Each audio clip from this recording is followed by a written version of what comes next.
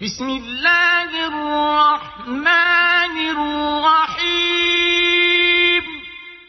In the name of Allah, the Beneficent, the Merciful.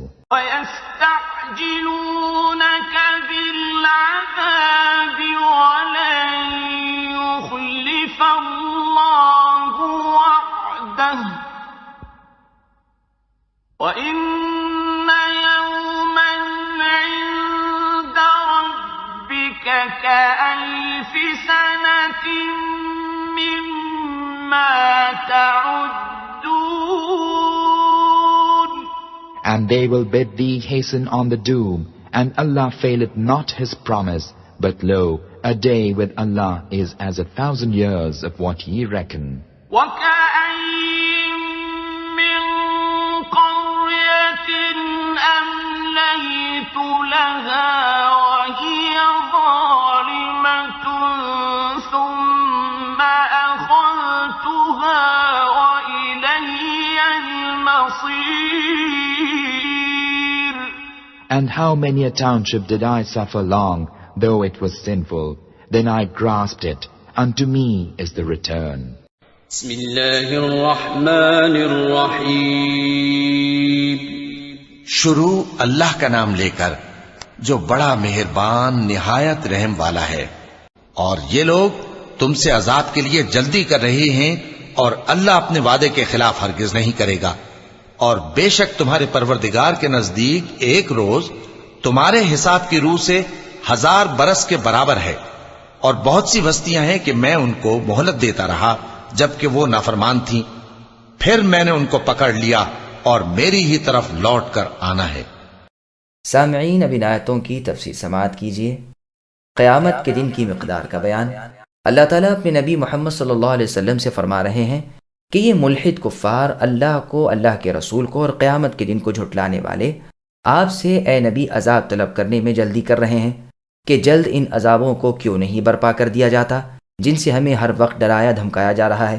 چنانچہ وہ اللہ سے بھی کہتے تھے کہ اے اللہ، اگر یہ آپ کی طرف سے حق ہے تو ہم پر آسمان سے سنگ باری کر دیجئے یا کسی طرح کا دردناک عذاب بھیج دیجئے.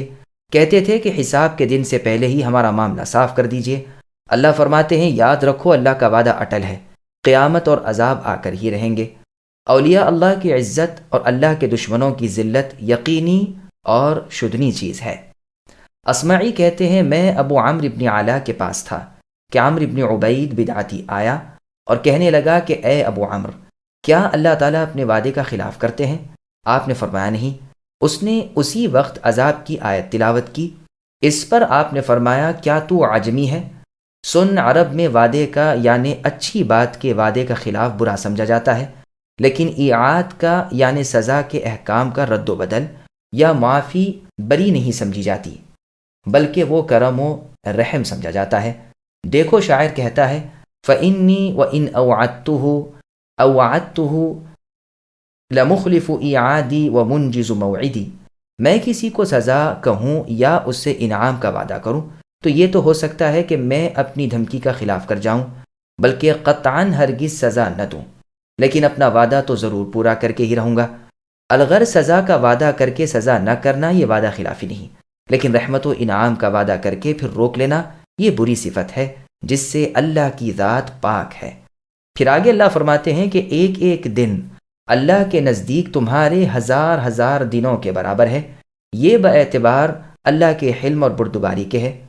اللہ کو علم ہے کہ وہ ہر وقت ان کی گرفت پر قادر ہے، اس لیے عجلت کیا ہے.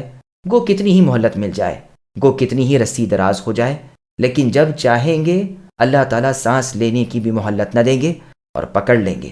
اسی لیے اس کے بعد ہی اللہ تعالیٰ کا فرمان ہوتا ہے بہت سی بستیوں کے لوگ ظلم پر کمر کسے ہوئے تھے، میں نے بھی ان سے چشم پوشی کر رکھی تھی، جب مست ہو گئے تو اچانک گرفت کر لی.